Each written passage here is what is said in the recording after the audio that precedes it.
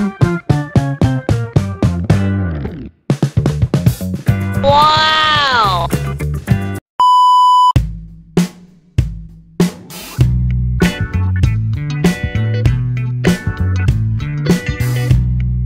Hi guys! Welcome back sa aking YouTube channel. So for today's video, gagawa ako ng, tatawagin ko siyang fudgy bar ice cream. Dahil noong New Year's Eve, maraming natirang yung condensed, meron ng condensed, tsaka yung creme densada. Kaya naisipan kong gumawa ng fudgy bar ice cream kasi mayroon din akong nakita sa ref na fudgy bar, tsaka meron din akong biscuit na cream o. Basta yung paghahalo-haluin ko siya guys. Kaya samahan nyo ako guys gumawa. So, guys, yung gagamitin ko, meron ako ditong condensed at itong angel creme densada. Ito yung gagamitin kong Nestle cream. Ito na lang. Kasi yan lang naman available. And then meron ako ditong cream o. Pag nagkulang, meron pa naman ako sa ref. And then, meron ako ditong fudgy bar na, ilan ba to?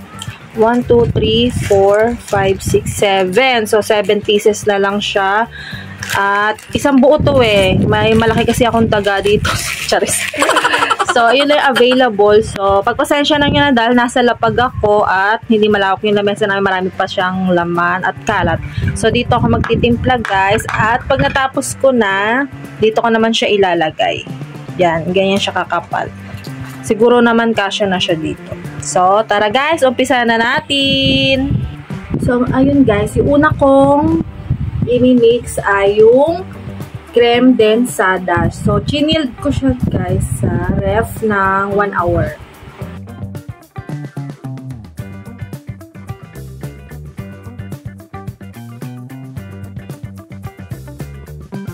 Hindi makita guys, sa akin nakaharap yung camera.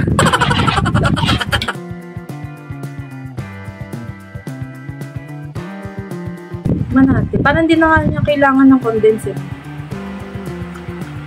Matamis na siya guys. Lagyan ko pa ba? Tapos ang tamis na rin ng fudgy bar. So lagyan lang din natin ng konting condense. Kaya pala gustong gusto nila yung creme densada kasi matamis na pala siya. Hindi kasi ako gumagamit dito. Ang ginagamit ko talaga is Nestle Queen. Diba hindi naman matamis yun. Medyo matamis. Kaya kailangan ng condense. Ito pala hindi na. Kasi matamis na siya oh. Matamis na siya.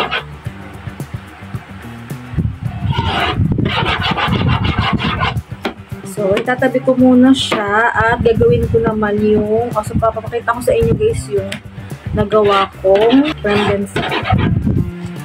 Tapos guys, babalatan ko na lahat ng fudgy bar.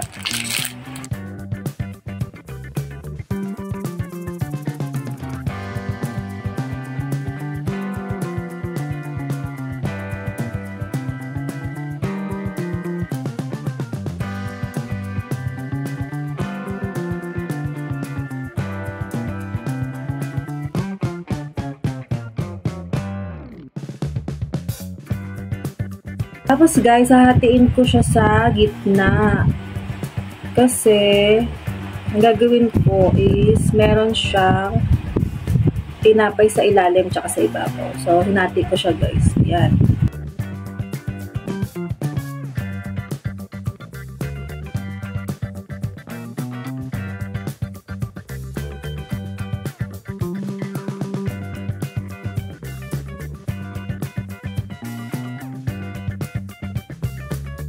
Tapos, kukunin ko na yung ating lagayan.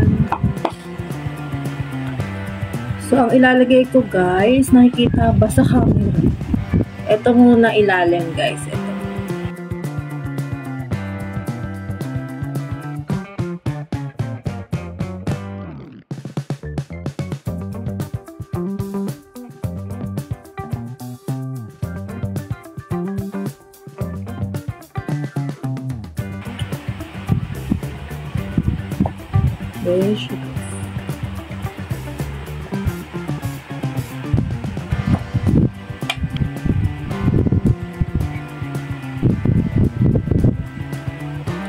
Naman pa nga yung pagka-chill to eh, no?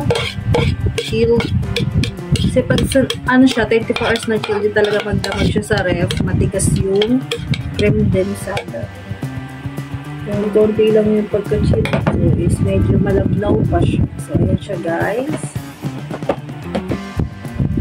And then, eto guys, ang ano nito, ay kailangan natin siyang durugin. Pero hindi naman siya yung durug na durug. Ay, ganda.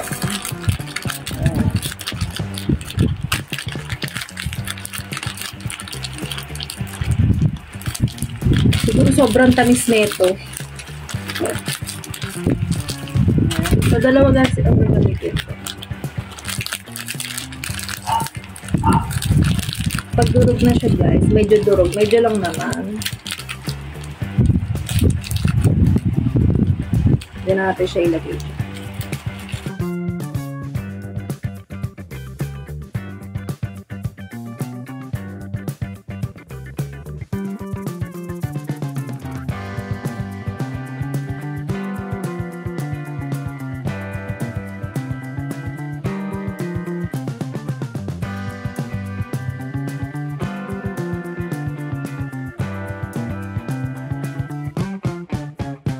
Tapos, itong yung pinakaibabaw na hinati ko, dito ko sa ibabaw lalagay.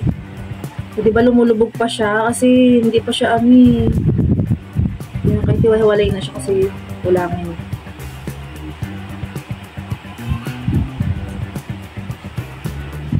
Ay!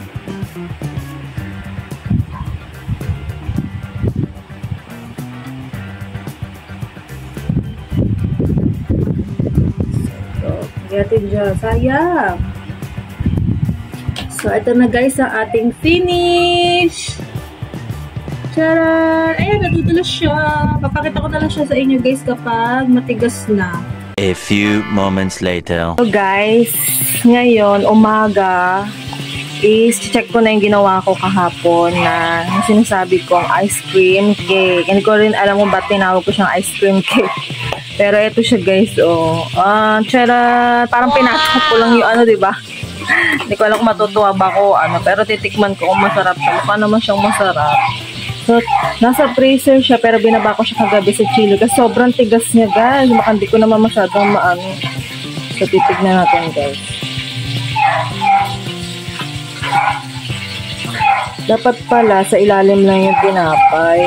Hindi na ako naglagay sa ibabaw. Sa susunod. Ewan ko ba't natripan ko. Ayan guys, oh. Oh. Taran!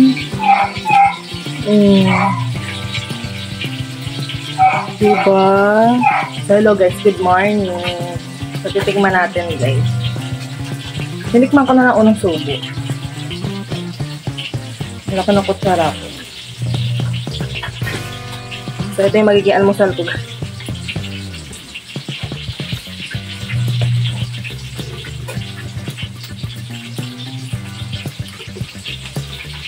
Ano hilo? Masarap siya guys. Hindi siya gaanong matamis kasi diba hindi ko naman siya nilagyan ng masyadong maraming contents kasi baka tumamis ng sobra kasi yung creme densada diba sobrang tamis na. Ang sarap guys. At yung gusto ko hindi masyadong matamis kasi diba yung saka yung ginamit ko palang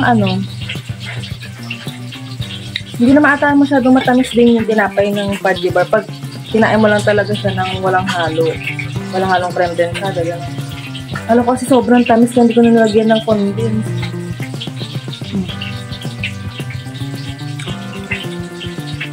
Wow.